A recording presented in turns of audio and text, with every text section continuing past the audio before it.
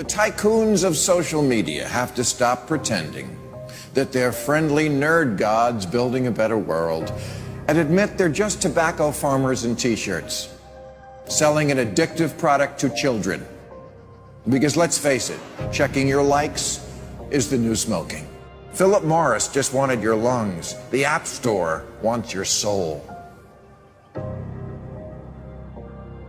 There are 2 billion people, more than 2 billion people on Facebook. That's more than the number, it's about the number of notional followers of Christianity. People check their phones 150 times a day, the millennial sort of audience. And so if you think about it, from the moment you wake up, it's like you're jacked in to this environment. And thoughts start streaming into your head, designed by a few technology companies. What we find is the typical person checks their phone every 15 minutes or less. And half of the time they check their phone, there's no alert, no notification. It's coming from inside their head telling them, gee, I haven't checked in Facebook in a while. I haven't checked on this Twitter feed for a while. I wonder if somebody commented on my Instagram post. That then generates cortisol, and it starts to make you anxious. And eventually your goal is to get rid of that anxiety, so you check in. And apparently we feel stressed when we can't get our phone or when our battery is about to die. You probably know this feeling. And a research done in Australia among 3,000 people under the age of 30 found that 9 out of every 10 admit to feel this anxiety while having his battery dying. Steve Jobs revolutionized the entire world with the iPhone, and he never let his children use it because he did not want them dependent on technology. Right now, an infant is getting their first laptop that's soft and squishy and makes noise. Right now, a child is being born online and being favorited and retweeted. The hypergenerational segregation of our time is bizarre, unhealthy, and historically unprecedented.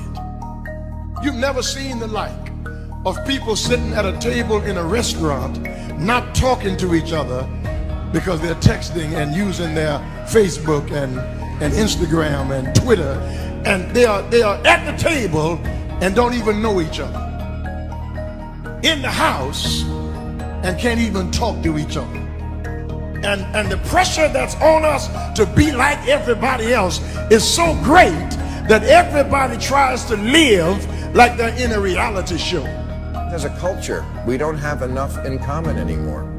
And that's because the internet, which was supposed to unite the world, has become too adept at serving us personalized content. Do you know what I saw on Yahoo's front page this morning? No, you don't, because mine isn't the same as yours. People get news feeds now that just spit back customized stories based on what we've clicked on in the past.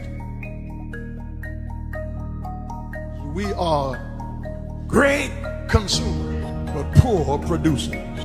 We will buy what we can't afford with money that we don't have to impress people we don't even know, trying to be like everybody else. Get off of Facebook and put your face in a book.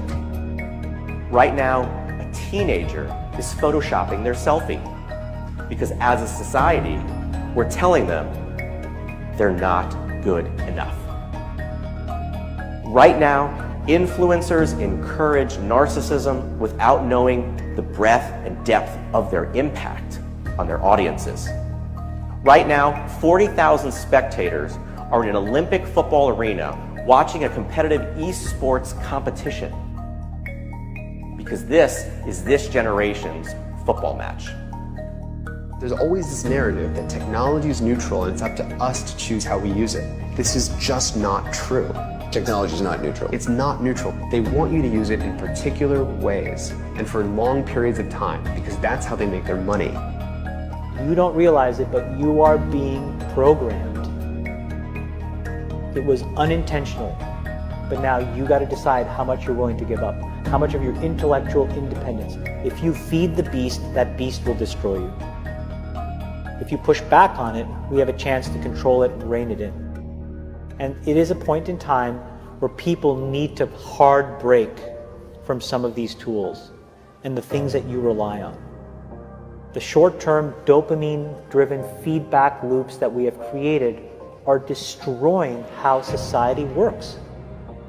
No civil discourse, no cooperation, misinformation, mistruth.